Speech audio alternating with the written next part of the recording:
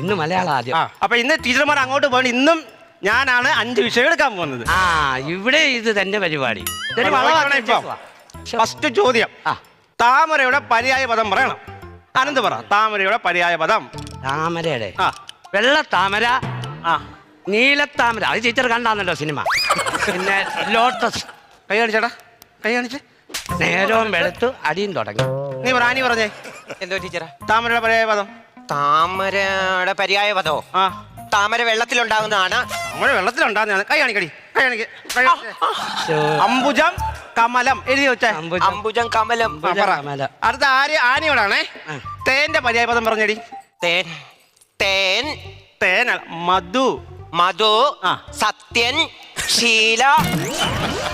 ചെമ്മീൻ ആരൊക്കെ അഭിനയിച്ച് നല്ലടി ആണോടി എന്നോട് ചോദിച്ചേ? ആണോടി? ആണോ? അല്ല. പറ, ആനന്ദ് പറ. ഹണി, മണി,